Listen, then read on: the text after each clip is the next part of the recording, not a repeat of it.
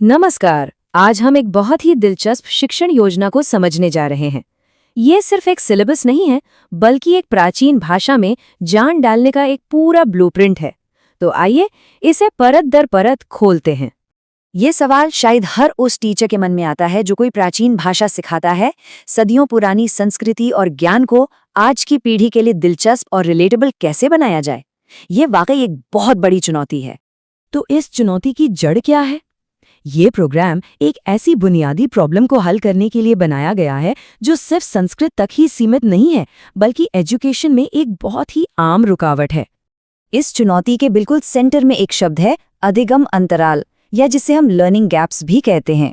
ये वो खाई है जो स्टूडेंट्स को नई क्लास में आते समय अक्सर पार करनी पड़ती है। और देखिए, ये समझना बहुत जरूरी है कि ये किसी की नाकामी नहीं है। ये तो एक नेचुरल गैप है जो तब बनता है जब स्टूडेंट्स एक लेवल से दूसरे पर जाते हैं, और इस प्रोग्राम का मकसद बस इसी गैप पर एक पुल बनाना है। तो अब सवाल ये है कि ये पाठ्यक्रम इसका हल कैसे निकालता है? असल में ये एक प्रोग्राम है जिसे एक तरह के एकेडमिक ऑन रैंप की तरह बनाया गया है। तो ये जो कक्षोन्मुखता प्रतिमानकम या CRM है, ये कोई टेस्ट नहीं है। इसे आप ऐसे समझिए कि ये एक नए सब्जेक्ट के लिए एक वेलकम पैकेज है। इसका काम ये पक्का करना है कि हर स्टूडेंट अपनी नई जर्नी पूरे कॉन्फिडेंस के साथ शुरू करे। और इसके जो मकसद हैं वो बिल्कुल साफ है।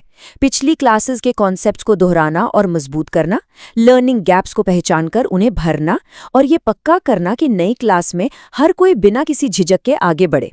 मतलब बात सिर्फ पढ़ाने की नहीं है, बल्कि ये देखने की है कि कोई भी पीछे ना छूट जाए।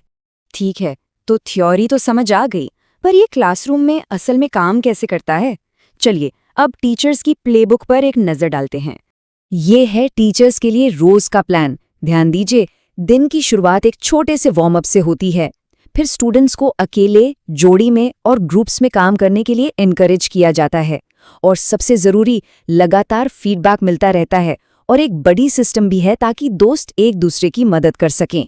यहाँ जोर रटने पर बिल्कुल नहीं, बल्कि करने और समझने पर है।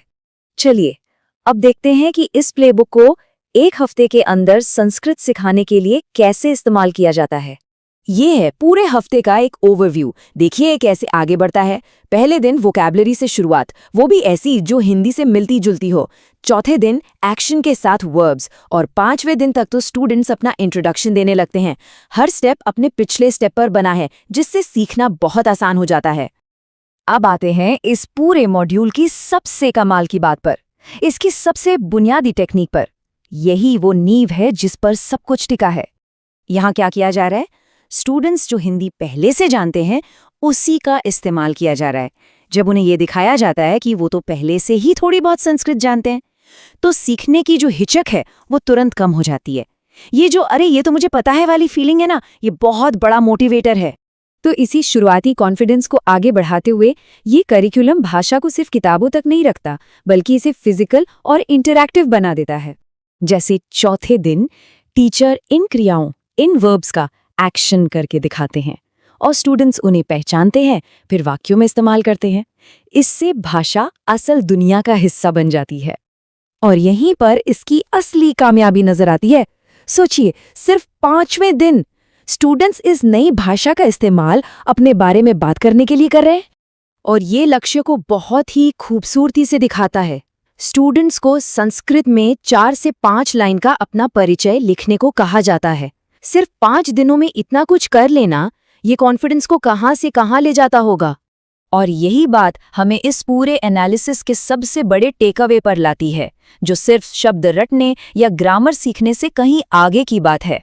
करिकुलम का ये एक नोट इस पूरे प्रोग्राम की फिलॉसफी बता देता है।